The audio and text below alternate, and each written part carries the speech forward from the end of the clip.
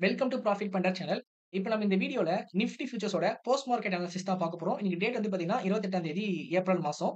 நான் வந்து video start பண்றதுக்கு முன்னாடி ஒரு சின்ன ஒரு இன்ஃபர்மேஷன் சொல்லிடுறேன். என்னன்னா, நான் எதுக்காக நெக்ஸ்ட் டே வந்து மார்க்கெட் எப்படி போறதுக்கு வாய்ப்புகள் இருக்கு அப்படின்னு அந்த பிரிடிக்ஷன் சொல்றது இல்ல அப்படின்னா, ஒரே ஒரு லாஜிக் தாங்க. ஏன்னா, நம்ம என்ன பண்ணுவோம்னா, அந்த பிரிடிக்ஷன் சொல்லும்போது மார்க்கெட்ல வந்து எங்க ரெசிஸ்டன்ட் இருக்கு, எங்க சப்போர்ட் இருக்கு அப்படின்றத நம்ம என்ன பண்ணுவோம்னா, ஒரு லெவல்ஸ் நம்ம டிரா பண்ணுவோம். அந்த லெவல்ன்றது எப்படி இருக்கும்? ஸ்விங் ஹை எங்க இருக்குன்றத பார்ப்போம். அதுக்கப்புறம் வேற எங்கெங்கலாம் வந்து மார்க்கெட் திரும்பி இருக்குன்றத பார்ப்போம். இல்ல ஸ்விங் லோ எங்க இருக்குன்றத பார்ப்போம். ஸோ மார்க் பண்ணதுக்கு அப்புறம் ஹைய உடைச்சது அப்டின்னா, நம்ம வந்து பை என்ட்ரி போணும். அதேபோல லோ உடைச்சது அப்டின்னா செல் என்ட்ரி போணும்.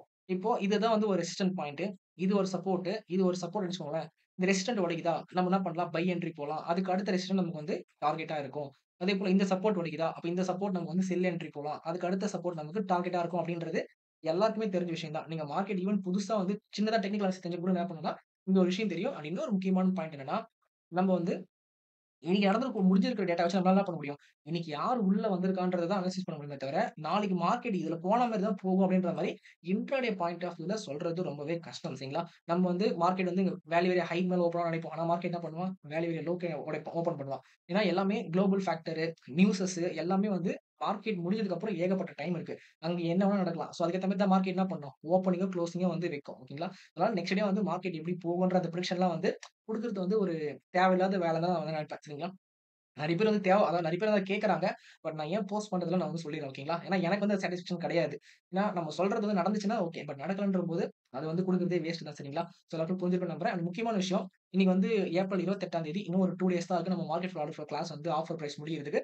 டீடைல்ஸ் எல்லாமே டிஸ்கிரிப்ஷன்ல குடுத்துருக்கேன். செக் பண்ணி பாருங்க. ஏன்னா டவுட்னா வாட்ஸ்அப்ல மெசேஜ் பண்ணுங்க ஓகேவா? 2 டேஸ் வந்து டைம் வேஸ்ட் பண்ணாம மிஸ் பண்ணி ஏன்னா ஒன் டைம் நீங்க இன்வெஸ்ட் பண்ணிட்டீங்க அப்படின்னா, லைஃப் டைம் அக்சஸ் அந்த கோர்ஸ் நீங்க என்ன டவுட்னாலும் கிளாஸ் பர்ச்சேஸ் பண்ணதுக்கு அப்புறம் நீங்க என்ட்ட வாட்ஸ்அப் மெசேஜ் பண்ணி கேட்டீங்கன்னா, நான் வந்து லைவ் செஷனும் நான் குடுப்பேன். எல்லாமே வந்து சப்போர்ட் பண்றேன்.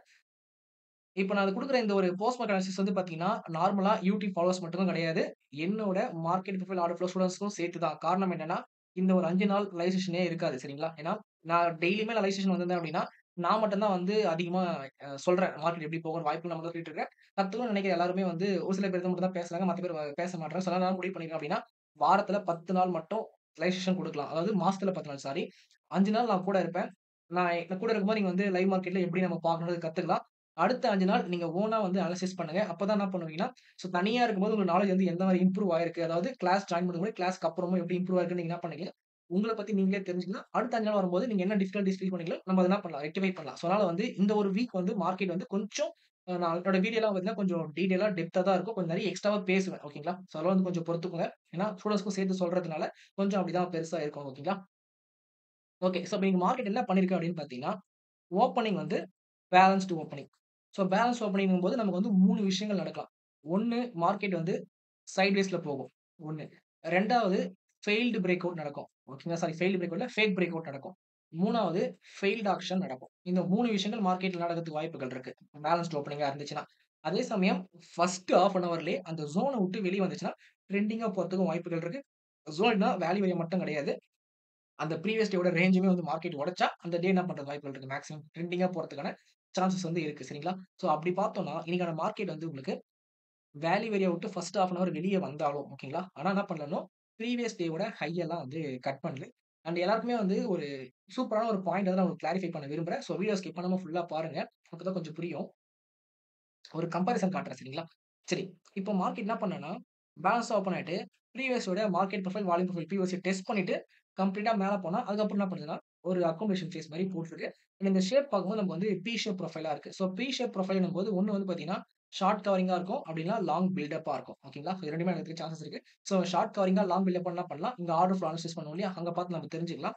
இப்போ இன்னைக்கான பிஓசி வந்து பார்த்தீங்கன்னா, நேத்தோட பாயிண்ட் ஆஃப் கண்ட்ரோலுக்கு மேல தான் வந்து போட்டிருக்கு. அண்ட் உங்களுக்கு வந்து வேல்யூ ஏரியாவும் ஷிஃப்ட் ஆயிட்டு மேல போயிருக்கு. நம்ம எல்லாரும் என்ன நினைப்போம்னா, இது வந்து ஒரு அக்செப்டன்ஸ்ன்னு அப்படின்னு நினைப்போம். ஆனா அதுதான் கிடையாது. நான் என்னன்றத அப்படியே ஒன் பை ஒன்னா சொல்றேன் உங்களுக்கு. அண்ட் மார்க்கெட் ப்ரொஃபைலோட பாயிண்ட் ஆஃப் கண்ட்ரோல் இந்த இடத்துல இருக்கு. வால்யூம் ப்ரொஃபைலோட பாயிண்ட் ஆஃப் கண்ட்ரோல் இந்த இடத்துல ஃபார்ம் ஆயிருக்கு. இங்க வந்து ஒரு கொஸ்டின் வரலாம். எப்படி வந்து மார்க்கெட் ப்ரொஃபைல் பிஓசியும், வால்யூம் ப்ரொஃபைல் பிஓசி தனியா இருக்கு அப்படின்னா, மார்க்கெட் ப்ரொஃபைல்ன்றது உங்களுக்கு டைம் அண்ட் பிரைஸ பேஸ் பண்ணி நடக்கக்கூடிய ஒரு விஷயங்கள். ஓகேங்களா? அதாவது எவ்வளோ டைம் எந்த பிரைஸ் ஸ்பெண்ட் பண்ணி சொல்லிட்டு நம்ம என்ன பண்ணணும், இந்த டிபிஎஸ் ஃபார்ம் ஆகும். வால்யூம் ப்ரொஃபைல்ன்றது எந்த பிரைஸ்ல எவ்வளோ வால்யூம் வந்திருக்குன்றத பேஸ் பண்ணி என்ன பண்ணும் உங்களுக்கு, இந்த டிராயிங் வந்து கன்ஸ்ட்ரக்ட் ஆகும். ஸோ உங்களுக்கு வந்து வால்யூம பேஸ் பண்ணி வந்து வால்யூம் பாயிண்ட் மாடல் பிஓசி, டைம பேஸ் பண்ணி வந்துன்றது மார்க்கெட் ப்ரொஃபைல். ஸோ 2மே வந்து டிஃபரெண்ட்டா தான் இருக்கும். ஸோ மார்க்கெட் ப்ரொஃபைல் பிஓசில அதாவது எங்க பிரைஸ் அதிகமா டைம் ஸ்பெண்ட் பண்ணுதோ, அங்க அதிகமா வால்யூம் வந்துச்சுன்னா, உங்களுக்கு பிஓசி இங்க தான் வரும். ஓகேங்களா?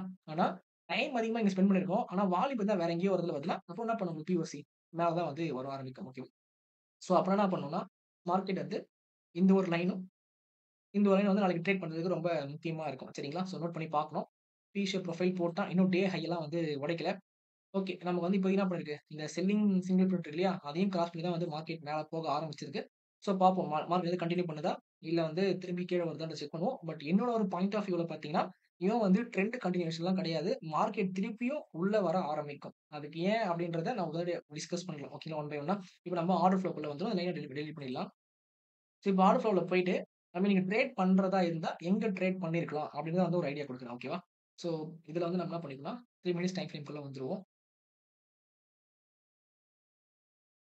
நம்ம என்ன பண்றோம்னா, கேண்டல்ஸ்டிக் மட்டும் தாங்க வச்சிருக்கோம். கிளஸ்டர் சார்ட் வைக்கல. ஏன்னா நம்ம வந்து ஜூம் அவுட் பண்ணி, ஜூம் இன் பண்றதுக்கு கொஞ்சம் நமக்கு வந்து இதுவா இருக்கிறதுனால என்ன பண்றேன்னா, ஜஸ்ட் கேண்டல்ஸ்டிக் மட்டும் நான் செட் பண்ணிக்கிறேன் உங்களுக்கு நானு. ஏன்னா டெல்டா நமக்கு வந்து கீழ பார்த்துக்கிறோம் இல்லையா? அதனால தான். ஸோ இப்ப ஃபர்ஸ்ட் விஷயம். நம்ம ஃபர்ஸ்ட் டெல்டா வந்து எவ்வளோ வந்திருக்கு? 157K delta. ஓஐ சேஞ்சும் வந்து பார்த்தீங்கன்னா, ஆல்மோஸ்ட் வந்து 120K. அப்பன்னா என்ன அர்த்தம்? ஃபர்ஸ்ட் கேண்டில்ல லாங் பில்டப் வந்து வந்திருக்கு. அதாவது ஃப்ரெஷ்ஷா பையிங் வந்து உள்ள வந்திருக்கு. அண்ட் செகண்ட் கேண்டில் பார்த்தீங்க அப்டின்னா, இவன் வந்து டெல்டா பாசிட்டிவா இருக்கான். ஓஐ வந்து பார்த்தீங்கன்னா, உங்களுக்கு பாசிட்டிவா இருக்கு. அண்ட் கேண்டில் வந்து ரெட்டா இருக்கு. ஓகேங்களா? ஸோ நம்ம எப்பவுமே என்ன சொல்லணும்னா, இந்த மாரி ரெட்டா வந்துட்டு டெல்டா பாசிட்டிவா இருந்துச்சுன்னா, நம்ம வந்து ஒரு லிமிட் செல் ஆர்டர்ன்னு நம்ம சொல்லுவோம். ஓகேங்களா? ஆனா அந்த லிமிட் செல் ஆர்டர் நமக்கு என்ன ஆயிருக்கான்னா, இங்க ஃபெயில் ஆயிருக்கான். ஃபெயில் ஆகும்போது உங்களுக்கு என்ன பண்ணிருக்கு மார்க்கெட் மேல போறப்ப, இவன் லாங் பில்டப், இவன் லாங் பில்டப், இவனும் லாங் பில்டப். அப்போ இந்த ஒரு கேண்டில் இருக்கான் இல்லையா? இவன் தான் நமக்கு வந்து key point. So sellers fail ஆனதுனால நீங்க என்ன பண்ணலாம், இங்க கம்ப்ளீட்டா வந்து குளோசிங் வந்து வச்சிருக்கு இல்லையா லாங் பில்டப்ல, இந்த லாங் பில்டப்ப பிரேக் அவுட் பண்ணும்போது நீங்க வந்து என்ட்ரி போகலாம். ஓகேங்களா? ஸோ இது வந்து பார்த்தீங்கன்னா, உங்களுக்கு அக்ரெசிவ் என்ட்ரியா இருக்கும். அக்ரெசிவ் என்ட்ரினா என்ன அர்த்தம்? நமக்கு பிரேக் அவுட் குடுத்த உடனே என்ட்ரி போறது பேர் அக்ரெசிவ் என்ட்ரி. இல்லன்னா சில பேர் நான் வந்து நான் இனிஷியலா என்ன சொல்லுவேன்னா, இந்த மாரி என் பிரேக் அவுட்காக வெயிட் பண்ண அதாவது ஃபர்ஸ்ட் வந்து மார்க்கெட் ரேஞ்ச் உடைக்கும். அதுக்கப்புறம் ஒரு புல் பேக் வரும். அதுக்கப்புறம் மார்க்கெட் மேல போகும்போது நீங்க என்ன பண்ணலாம்? பை என்ட்ரி வந்து நீங்க போலாம். அது மாரி நீங்க சூஸ் பண்ணலாம். அந்த என்ட்ரின்றத பத்தி உங்களோட ரிஸ்க் லெவல் பொறுத்து மாறும். ஓகேங்களா? ஸோ நீங்க என்ன பண்ணலாம்? இது ஹை உடைக்கும்போது போலாம். இல்லன்னா ஒரு புல் பேக் வந்து மேல போறான் இல்லையா? இங்கேயும் நீங்க என்ன பண்ணலாம்? ட்ரேட்ன்றத நீங்க இனிஷியேட் பண்ண ஆரம்பிக்கலாம். ஏன்னா மார்க்கெட் வந்து காம்படிட்டிவா பண்றவங்களுக்கு ஃப்ரெஷ் பையிங்ல தான் வந்து மேல போயிட்டு இருக்கு. ஸோ இதெல்லாமே என்ன பண்றேன்னா, ஒரு அனலைசிஸ் பண்றதா எல்லாரோட பாயிண்ட் ஆஃப் வியூல நம்ம எப்படி பண்ணுவோம் இந்த டேட்டாவ பார்த்துட்டு அப்படின்றத நான் எக்ஸ்பிளைன் பண்றேன். ஆனா ஒரு டிஃபரன்ஸ் இருக்கு. நான் ஆல்ரெடி சொன்னது தான். அத அப்படியே போக போக நான் வந்து கம்பேர் பண்ணி காமிக்கிறேன். எப்போ வந்து நீங்க இங்க இருக்கக்கூடிய டேட்டாவ ட்ரஸ்ட் பண்ணணும். எப்போ நம்ம இந்த டேட்டாவ ட்ரஸ்ட் பண்ணக்கூடாதுன்ற அந்த ஒரு ஐடியாக்காக சரிங்களா? ஓகே. இப்ப நெக்ஸ்ட் வந்து பார்த்தீங்கன்னா, ஒரு சின்ன புல் பேக் வந்து மார்க்கெட் என்ன பண்ணிருக்கு again long buildup, long buildup, long buildup. கம்ப்ளீட்டா லாங் பில்டப் தான் வந்து மார்க்கெட் மேல போக ஆரம்பிச்சது. ஸோ கம்ப்ளீட்டா வந்து ஃப்ரெஷ் பையிங் தான் மார்க்கெட் என்ன பண்றாங்க. நல்ல ஒரு டாமினேட் பண்றானுங்க. ஸோ அதுக்கப்புறம் உங்களுக்கு மார்க்கெட் என்ன பண்ணிருக்கு அப்படின்னா, ஒரு கன்சாலிடேஷன் ஃபேஸ். இந்த ஹைட்டும், இந்த ஒரு ஜோன். இந்த லோவயே வச்சுக்கோங்களேன். அகைன் இவங்க என்ன பண்றான்னு பார்த்தீங்கன்னா, ஒரு லாங் பில்டப். டெல்டா மட்டும் பாருங்க 97K. ஓஐயும் நல்லா ஹெவியா தான் இருக்கு. அகைன் வந்து ஃப்ரெஷ் பையிங் சரிங்களா? ஓகே. அதுக்கப்புறம் பார்த்தீங்கன்னா, மார்க்கெட் என்ன பண்றான் உங்களுக்கு? கன்சாலிடேஷன் ஃபேஸ்ல போறான்.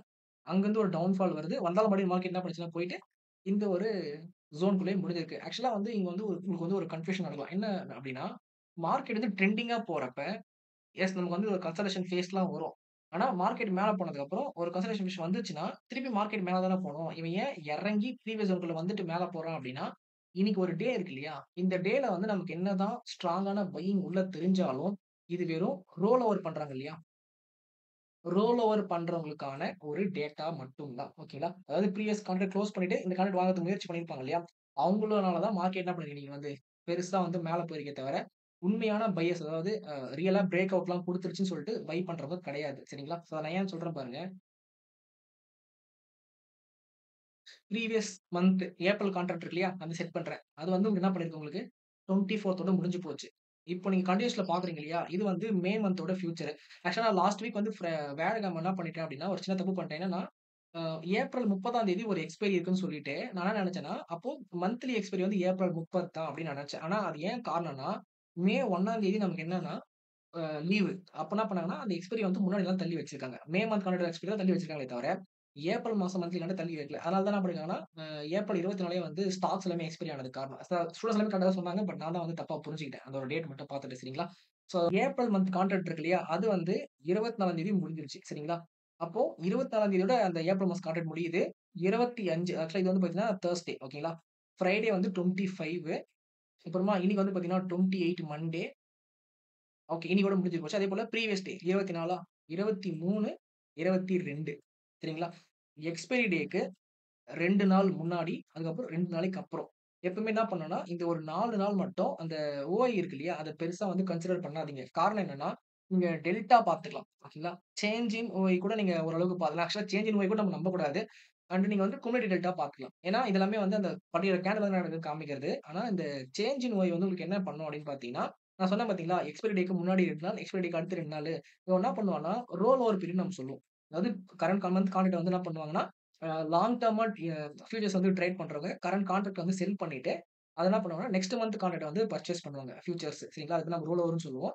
அப்படி ரோல் ஓவர் பண்ணும்போது என்ன பண்ணும் ஆட்டோமேட்டிக்கா, ஓஐ வந்து உங்களுக்கு இன்கிரீஸ் ஆக தான் ஆரம்பிக்கும். சரிங்களா? ஸோ அதனால தான் வந்து ஆக்சுவலா இன்னைக்கு வந்து பிரைஸ் இன்கிரீஸ் ஆகுறதுக்கு காரணம் அதுதான். ரோல் ஓவர்னால பிரைஸ் என்ன பண்ணிருக்கு உங்களுக்கு பெருசா. அதாவது பொசிஷன் புதுசா கிரியேட் பண்றதுக்காக வந்து மார்க்கெட் எல்லாமே வந்து மேல போக ஆரம்பிச்சிருக்கு. ஸோ அது வந்து உண்மையான பையிங் வந்து என்ன பண்ணல நமக்கு இங்க. மார்க்கெட் இன்னைக்கு வந்து புல்லிஷா கொண்டு போல. சரிங்களா? ஸோ அது ஒரு விஷயம் தான் நான் வந்து சொல்லணும்னு நெனச்சேன்.